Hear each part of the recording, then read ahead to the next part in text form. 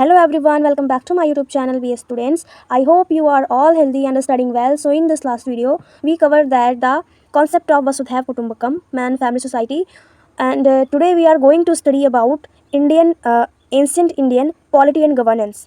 है ना, प्राचीन जो हमारा प्राचीन भारत में शासन एवं राजनीति के बारे में जो है, तो यहाँ पे हम पढ़ेंगे कि पहले पॉलिटी एंड गवर्नेंस कैसी चलती थी और पॉलिटी एंड गवर्नेंस का क्या रोल था एंशिएंट टाइम पे, प्राचीन समय में जो है तो भारत में शासन और राजनीति कैसे हुआ करती थी। तो इन सारी चीज़ों को जो है तो हम इस वीडियो में कवर करेंगे।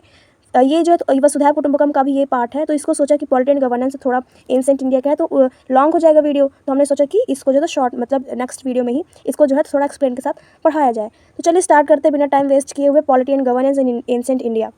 Polity and governance in India मतलब कि प्राचीन भारत में शासन एवं राजनीति। तो यहाँ पे यही बताएगी कि कैसा था वहाँ। तो चलिए इसको थोड़ा पढ़ते हैं। The concept of politics and governance in ancient India was quite different from the present governance and politics in ancient India. Monarchy was more prevalent from the study of ancient India text. यहाँ पे बताया गया है हमें कि the concept of politics and governance मतलब कि प्राचीन भारत में राजनीति और शासन की जो धारणा रही है वो वर्तमान समय से थोड़ा डिफरेंट रही है। It was quite different from the present governance. ये जो है तो आज की जो राजनीति है इससे काफ़ी अलग रही है। इन ancient India monarchy was more prevalent. ये भी बताया गया यहाँ पे कि पहले जो है तो प्राचीन भारत में राजतंत्र ही सबसे ज़्यादा प्रचलन में था। और from the study of ancient India text Veda Purana Smriti etcetera is known as the ancient politics and governance system of our country is also known as Rajdharma, Danda Niti और नीति शास्त्र, और यहाँ पे बताया गया है अर्थशास्त्र। तो ये बताया गया है यहाँ पे कि हमारा जो एंशिएंट इंडियन टाइम पे जो है तो पॉलिटिक्स और गवर्नेंस में जो है तो वेद पुराण स्मृति ये जो हमारे भारत के प्राचीन ग्रंथ रहे हैं इससे अध्ययन किया जाता था और इससे जो नॉलेज होती थी तो वो देश की जो प्राचीन राजनीति और शासन है ना उस व्यवस्था में इसको राजधर्म, दंड नीति, नीति शास्त्र और अर्थशास्त्र के रूप में जो है तो जाना जाता था। वेदों से नॉलेज लेते थे, है ना, सारी वेद पुराण स्मृतियों से नॉलेज लेते थे, फिर उनको जो है तो एक अलग से जो है तो शास्त्र बनाया गया, नीति शास्त्र, दंड नीति, राजधर्म, अर्थशास्त्र, इन रूपों में जो है तो इनको बनाया गया और इसी के हिसाब से जो है तो थोड़ा जो है तो गवर्नेंस अपना चलाते थे प्राचीन भारत में। आचार्य चाणक्य का एक अर्थशास्त्र आचार्य चाणक्य जी ने लिखा था, बेसिकली इसीलिए लिखा था ताकि इकोनॉमिक पॉलिसीज सही रहें और आर्थिक नीतियों में जो है तो राज व्यवस्था अच्छी तरह से चलाया जा सके, इसीलिए उन्होंने ग्रंथ ये लिखा था। चलिए स्टार्ट करते हैं। नेक्स्ट टॉपिक हमारा सेकेंड पॉइंट यहाँ पे बताया गया है different name of polity and governance मतलब कि राजनीति एवं शासन के जो नाम रहे हैं, विभिन्न नाम। In ancient India, politics and governance were known by various names, the main ones being राजधर्म, दंडनीति, अर्थशास्त्र and ethics। तो बताया गया कि प्राचीन भारत में राजनीति और शासन व्यवस्था को अलग अलग नामों से जाना जाता था, जिनमें राजधर्म, दंडनीति, अर्थशास्त्र और नीति शास्त्र मुख्य हैं। तो चलिए पहला जो है तो हम पढ़ते हैं राजधर्म। ये हमारा जो है तो फर्स्ट है राजधर्म। इन the Shanti Parva of Mahabharata it was called Rajdharm. In ancient India, monarchy was the most popular one in which matter related to state governance were included. यहाँ पे बताया गया कि महाभारत के जो है तो शांति पर्व में इसे राजधर्म कहा जाता था। महाभारत के शांति पर्व में इसे राजधर्म कहा जाता था और प्राचीन भारत में जो है तो इसे राजतंत्र की सबसे अधिक, और प्राचीन भारत में एंशिएंट इंडिया पे जो है तो मोनार्की वाज मोस्ट पॉपुलर और वहाँ राजधर्म जो है तो चलता था प्राचीन भारत में। और यहाँ पे ये भी बताया गया है कि जिसमें राज्य और शासन संबंधी बातें सम्मिलित हुआ करती थी। राजधर्म में जो है तो राज्य से रिलेटेड सारी चीज़ें जो हैं तो वहाँ बातें हुआ करती थी और वहाँ मोनार्की बहुत ज़्यादा प्रचलन में था, मतलब राजतंत्र कि राजा का बेटा ही राजा बनेगा, ये सारी चीज़ें जो है तो प्राचीन भारत में लागू रहता था पहले। और सेकंड जो है हमारा वो है दंड नीति। It has been called the weapon of administration in ancient India which is related to governance. यहाँ पे बताया गया है कि इसे प्राचीन भारत में प्रशासन का शस्त्र कहा जाता था। प्रशासन का शस्त्र कहा जाता था, ये बहुत इंपॉर्टेंट लाइन है। यहाँ पे बताया गया है कि it has been called the weapon of administration in ancient India. प्रशासन का शस्त्र किसे कहा जाता है? दंड नीति को। Which is related to governance according to Kautilya, no state can be maintained in the absence of force और punishment and Manu's of opinion regarding punishment was the when everyone is sleeping punishment protect them. And due to the fear of it a person walk in the path of justice. तो यहाँ पे बताया गया है कि जो दंड नीति थी वो प्रशासन का शस्त्र कहा जाता था, जिसका संबंध शास्त्रों के कार्यों से रहता था, मतलब जिसका जो संबंध था वो शासन के कार्यों से था। वहाँ की जो है तो गवर्नेंस से रिलेटेड सारी बातें वहाँ हुआ करती थी। और कौटिल्य के अनुसार, कौटिल्य ने कहा है कि बल प्रयोग अथवा दंड के अभाव से कोई राज्य कायम नहीं रहा जा सकता। बिना कोई पनिशमेंट के, है ना, और बिना कोई रोक टोक के आप राजधर्म अच्छे से नहीं चला सकते, जिसके लिए दंड का होना आवश्यक है, तभी एक राज्य जो है तो चल सकता है। और दंड के रिलेटेड अगर बात की जाए तो मनु का मत था कि जब सब लोग सो रहे होते हैं तो दंड है उनकी रक्षा करता है, उसी के भय से व्यक्ति एक न्याय के मार्ग पे चलता है। कभी कभी इंसान कुछ भी करने लगता है, उसको एक लिमिट में लाने के लिए उसको जो है तो दंड होता है वो सही रास्ते पे उसको लाता है, क्योंकि उसको डर रहता है कि अगर मैं ऐसा काम करूँगा तो मुझे दंड मिलेगा। उसके डर से जो है तो फिर वो न्याय के मार्ग पर चलता है। तो ये दंड नीति इसीलिए बनाई गई थी पहले। थर्ड टॉपिक है हमारा यहाँ पे इकोनॉमिक्स, मतलब कि अर्थशास्त्र। The use of the word economic is often associated with the science of wealth, while on the contrary the subject of study of the political science is the state in governance. So both are mutually opposed, but according to Kautilya, just as the word earth refers to business of human being, in the same way that is refers to land of which one lives and does business, therefore the means of acquiring land and maintaining it is economics. यहाँ पे main ये बताया गया है जो economics है, अर्थशास्त्र, इसे तो सभी लोग जानते होंगे। अर्थशास्त्र शब्द के प्रयोग में अगर हम बात करें तो associated with the science of wealth, इसे जो है तो साइंस ऑफ वेल्थ बताया गया है। मतलब कि यहाँ पे बताया गया कि संपत्ति जो शास्त्र का अनुभव किया जाता है उसके ही विपरीत अगर कहा जाए तो राज्यशास्त्र का अध्ययन विषय भी राज्य व शासन ही है। अब अर्थशास्त्र जो है तो उसमें हम जो है तो किसके बारे में बात करते हैं, साइंस ऑफ वेल्थ के बारे में बात करते हैं। मतलब कि साइंस ऑफ वेल्थ एक तरह से बोला जाए तो विज्ञान उसमें संपत्ति से रिलेटेड सारी चीज़ें हम बात करते हैं। तो ये भी जो है तो राज्य के अंदर ही आता है। राज्य शास्त्र का अध्ययन इसी विषय में होता है, क्योंकि ये भी बहुत ज़रूरी है, एक राज्य को चलाने के लिए वेल्थ का होना बहुत ज़रूरी है। तो इसके बारे में जो है तो ये भी जो है तो उसमें इन्वॉल्व होता था। और कहा गया है कि और ये जो दोनों सब्जेक्ट है तो अलग अलग, एक जैसे ये पॉलिटिकल साइंस में ये subject of study of political science मतलब कि राजनीति एक अलग विषय है और अर्थशास्त्र एक अलग विषय है, लेकिन हम दोनों जो दोनों है ये इंटरकनेक्टेड हैं। और इकोनॉमिक्स जो है वो और पॉलिटिकल साइंस जो है तो ये इंटरकनेक्टेड है, जो सारी चीज़ें बताती है और राज्य जो है तभी अच्छा चल पाता है। और यहाँ पे ये बताया गया कौटिल्य के अकॉर्डिंग कि जो अर्थ है, artha refers to a business of human being. तो यहाँ पे बताया गया है कि कौटिल्य के अनुसार जो है तो अर्थ शब्दों से जैसे मानव के व्यवसाय हो गए, और ठीक वैसे ही जैसे भूमि को संबोधित करता है कि हम भूमि में रहकर व्यवसाय किया जा सकता है। और ये बताया गया है कि भूमि को प्राप्त करने के लिए उसको पालन करने और साधन है।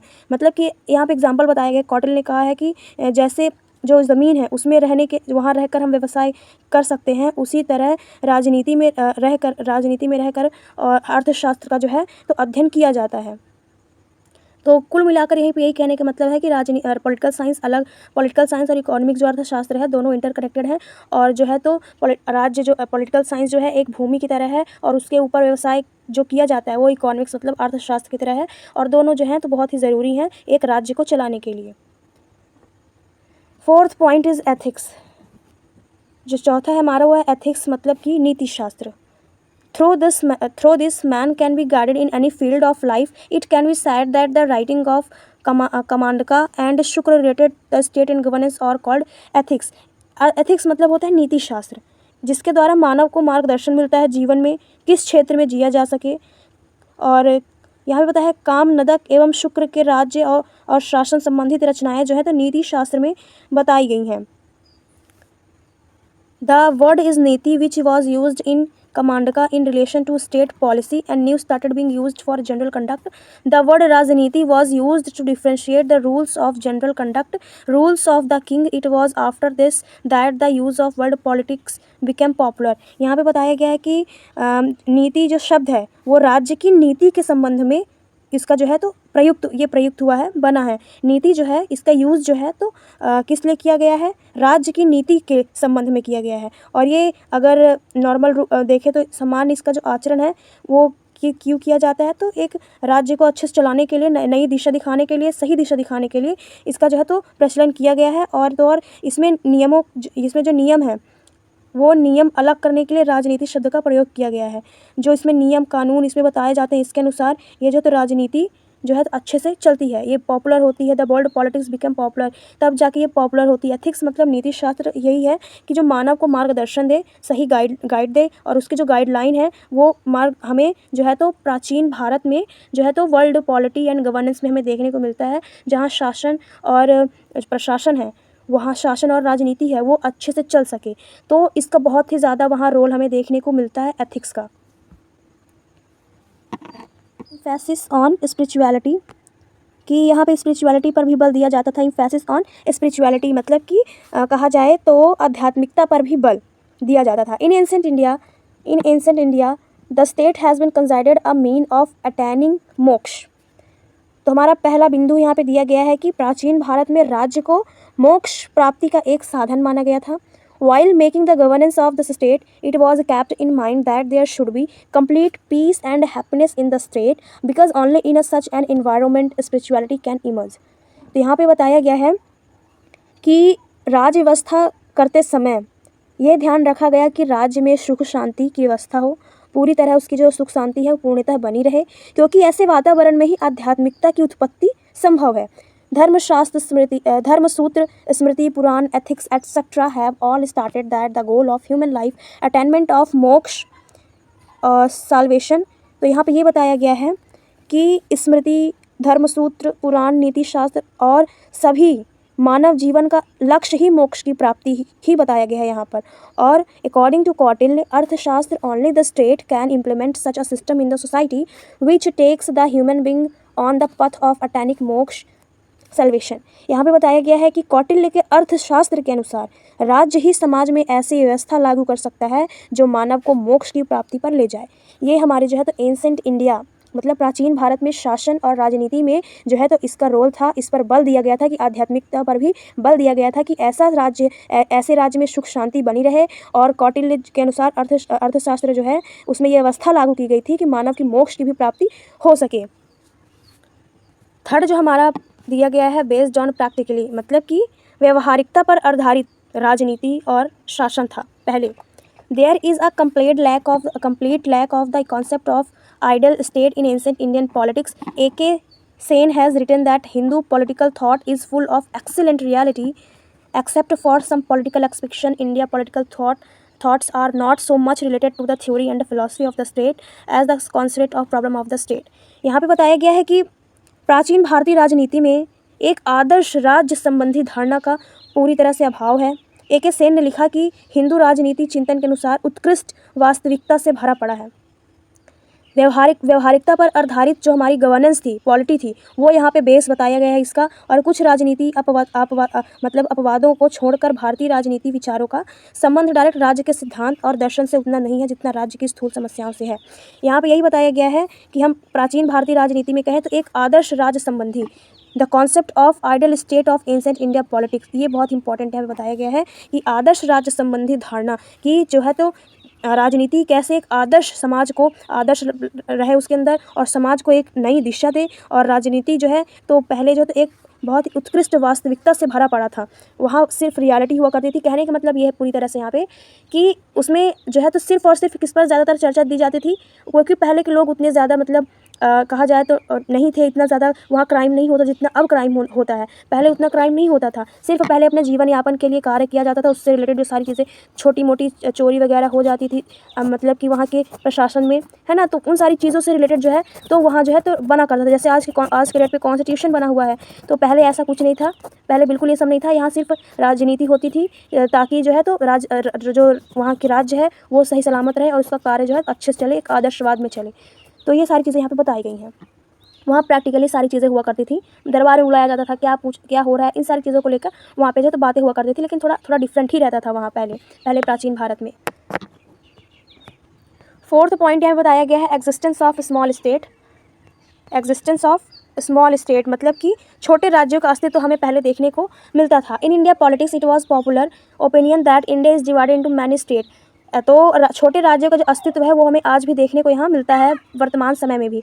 इन India politics it was popular opinion that India is divided into many state, therefore in the idea of inner state relation considered विजो गिशु as the centre, it is a popular idea that only one state should dominate the whole of India. यहाँ पे बताया गया है कि भारतीय राजनीति के अंतर्गत, इन इंडिया पॉलिटिक्स, भारतीय राजनीति के अंतर्गत ये मत प्रचलित था कि भारतवर्ष कई राज्यों में विभाजित है। पहले भी भारत कई राज्यों में विभाजित हुआ करता था, और तो और अंतर्राज्य संबंधों में जो है तो विचार रखने के लिए विचार में विजय गिशु का केंद्र मानकर, अब जैसे छोटे राज्य हुआ करते थे, बड़े राज्य भी हुआ करते थे, तो एक जो है तो सेंटर आइडिया बनाया गया, मतलब कि विजय गिशु जो है उसको जो है तो सेंटर बनाया गया ताकि जो छोटे राज्य हैं, बड़े राज्य हैं, तो चर्चा हो सके, उनके बारे में डिस्कशन हो सके। तो एक होल पॉइंट बनाया गया जिसका नाम था विजय गिशु।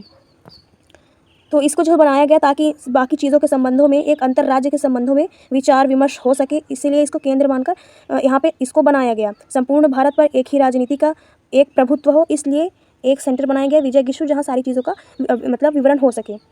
फिर बताया गया है the description of it is popular idea that only one state should dominate the whole of India.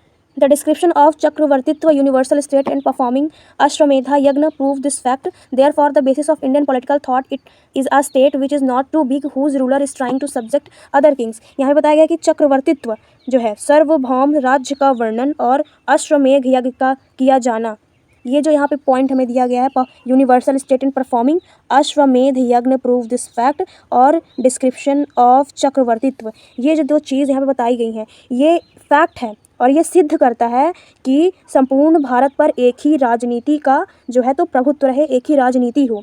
There for the basis of Indian political thought is a state which is not too big, जो बहुत बड़ा ना हो, और and whose ruler is trying to subjugate other kings. और यहाँ बताया गया कि भारतीय राजनीति विचार का आधार एक ऐसा राज्य है जो बहुत बड़ा ना हो और जिसका शासक अन्य राजाओं को अपने अधीन करने के लिए प्रयत्नशील ना हो। एक ऐसा कुल मिलाकर बताया गया है यहाँ पे छोटे राज्यों का अस्तित्व में कि एक ऐसा राज्य हो जहाँ ना कोई बड़ा हो और एक शासक ऐसा हो जो राजाओं को दूसरे राजाओं को अपने अधीन करने की ना सोचे। यहाँ पे ये बताया गया है। फिफ्थ पॉइंट हमें यहाँ देखने को मिलता है द डोमिनेंस ऑफ मोनार्की, मतलब राजतंत्र की हमें प्रमुखता देखने को मिलती थी एंसेंट इंडिया में। तो ancient Indian political concept is primarily the idea of monarchy. All India text describe politics considering the king as the center of political system. These political system are discussed in 2 chapters of Mahabharata and the chapter of Kautilya, Arthashastra and Buddhist Jain text the name of गण मतलब संघ, but prominence has been given only to monarchy. यहाँ पे बताया गया है कि राजतंत्र की प्रमुखता जो है तो हमें देखने को मिलती थी एंसेंट इंडिया में। प्राचीन भारतीय राजनीति धारणा मुख्य रूप से जो है तो राजतंत्र का विचार है। प्राचीन भारतीय राजनीति जो है, जो एंशियंट हमारा एंसेंट इंडियन पॉलिटिकल कॉन्सेप्ट है, ये एंसेंट इंडियन पॉलिटिकल कॉन्सेप्ट है, वो कहा जाए तो उसकी जो मुख्य धारणा रही है वो राजतंत्र रही है, आइडिया ऑफ मोनार्की थी। और सभी भारतीय ग्रंथ जो है राजनीति का वर्णन राजा को राज व्यवस्था का केंद्र मानकर करते थे कि जो राजा है वहाँ राज व्यवस्था होती है। महाभारत के 2 अध्याय में कौटिल्य अर्थशास्त्र के एक अध्ययन में बौद्ध जैन ग्रंथों में भी गण अथवा संघ के नाम से इन राज पद्धतियों को है जो तो बताया गया है, परंतु प्रमुख मात्र राजतंत्र को ही दिया गया है। यहाँ पे हमें 6 पॉइंट देखने को मिलता है जिसका नाम है the political system is created by God. तो इसके बारे में थोड़ा चलिए डिस्कस करते हैं कि ये क्या बताया गया है। कि यहाँ पे कहा जा रहा है कि राजनीति व्यवस्था परमात्मा द्वारा रचित है। तो देखिए कैसे रचित है, यहाँ पे इसको थोड़ा सा पढ़ते हैं। The ancient political system is considered to be god creation, but this does not mean that god himself came to earth and created it. Rather it means that element beneficial to society were created by God's inspiration. मतलब ये बताया गया है कि ऐसा नहीं है कि मतलब कि भगवान खुद आकर राजनीति जो है तो उन्होंने क्रिएट किया, ऐसा यहाँ पे नहीं बताया गया है, बल्कि यहाँ पे ये बताया गया है कि उनसे इंस्पिरेशन लेके जो है तो इंस्पिरेशन लेके समाज का निर्माण किया गया है। और समाज में क्या सारी चीज़ें चल रही हैं, राजनीति जो कैसे होनी चाहिए, लोगों को कैसे जो है तो एक सही नई दिशा में रखना चाहिए जिससे सबका कल्याण हो, ये सारी चीज़ें एक भगवान को जो है तो इंस्पिरेशन मानकर लिया गया है। This is the reason why the king was considered be to incarnation of god. इसीलिए बताया गया है यहाँ पे कि प्राचीन जो राजनीति, मतलब यहाँ पे बताया गया है कि प्राचीन राजनीतिक व्यवस्था को ईश्वर रचित माना गया है, लेकिन इसका अर्थ यही बिल्कुल भी नहीं कि परमात्मा ने स्वयं आकर पृथ्वी पर इसकी रचना की है, बल्कि इसका अर्थ यह है कि समाज के लिए लाभ हो और ऐसे तत्वों की रचना की जो परमात्मा से प्रेरणा मिले, लोगों ताकि हमें थोड़ा धर्म से भी जोड़े अपने और परमात्मा से भी जोड़े, ताकि जो हम कार्य करें, जो भी राज्य का प्रशासन चले, वो एक अच्छी तरीके से चले और उसका सब पालन करें। इसीलिए जो तो राजा को जो कहा जाता था, तो राजा को ईश्वर का अवतार माना जाता था। जैसे आज डॉक्टर को भी ईश्वर का अवतार माना जाता है, वैसे ही राजा को भी ईश्वर का अवतार माना जाता था, क्योंकि वही जस्टिस करता था। यही रीज़न है। और गॉड इंस्पिरेशन राजनीति पहले बनाई जाती थी ताकि सभी लोग उसका पालन करें। अब हम नेक्स्ट पढ़ेंगे 7th point is important of punishment policy, मतलब कि दंड नीति का महत्व। ये भी कैरेक्टरिस्टिक है, ये सारी चीज़ें इनके बारे में हम पढ़ेंगे। Indian philosophy accepted the dominance of demotic tendencies in human life and show the importance of the power of punishment in this the important of punishment in politics can be estimated from the fact Indian politics can has been named danda niti according to Manu punishment governance. यहाँ पे बताया गया कि भारतीय दर्शन, अगर हम बात करें, इंडियन फिलोसफी ने एक्सेप्ट किया है कि जीवन में जो है तो कभी कभी क्या है तो डोमिनेंस पीपल, मतलब कि एक तरह से बोला जाए ह्यूमन लाइफ में, मानव में एक जो है तो बहुत सारे प्रवृत्ति के इंसान होते हैं, तो आसुरी प्रवृत्ति को मतलब बल बनाया गया है इसमें, और ये स्वीकार किया गया है कि दंड नीति का होना बहुत ज़रूरी है। और दंड शक्ति को महत्व देते हुए प्रदर्शित करते हैं यहाँ पे कि राजनीति में दंड का महत्व बहुत ही ज़रूरी है। और ये भी अनुमान लगाया गया था कि इसी तथ्य से लगाया जा सकता है कि भारतीय राजनीति का जो नामकरण दंड नीति के नाम से भी कर दिया गया था। और मनु के अनुसार दंड ही शासन है, दंड ही शासन है। क्यों दंड शासन है? पनिशमेंट इज़ गवर्नेंट, क्योंकि अगर पनिश नहीं करेंगे तो लोग और भी ज़्यादा गलत काम करेंगे, क्योंकि ह्यूमन एक ऐसा नेचर है कि वो सही भी, उसका नेचर सही भी हो सकता है, गलत भी हो सकता है। तो इसको जो है तो मतलब कि एक तरह से बोला जाए तो कंट्रोल में रहने के लिए पनिशमेंट का होना भी बहुत ज़रूरी है, थोड़ा सख्ती बरतने की भी ज़रूरत है। इसलिए पनिशमेंट जो है तो मनु के अनुसार, जो मनुस्मृति है उसके अनुसार पनिशमेंट को गवर्नेंस बताया गया है कि मनु के अनुसार दंड ही शासन है। तभी हम यहाँ पे शासन कर सकेंगे और राजनीति कर सकेंगे, ताकि लोग सही दिशा में जाएँ और गलत काम ना करें। अगर गलत काम करें तो उन्हें दंड मिल सकता है। तो आज जो है तो हमने पॉलिटी एंड गवर्नेंस के बारे में यहाँ क्लियर कर लिया है कि प्राचीन भारत में जो है तो पॉलिटी कैसी थी, राजनीति कैसी थी, वहाँ का शासन कैसा था। तो इन सारी चीज़ों को हमने आज यहाँ पे कवर कर लिया है। तो आई होप आपको वीडियो अच्छा लगा होगा। अब नेक्स्ट वीडियो में जो है तो हम द कॉन्सेप्ट ऑफ जनपद के बारे में पढ़ेंगे, महाजनपद के बारे में। So thanks for watching and waiting for next video.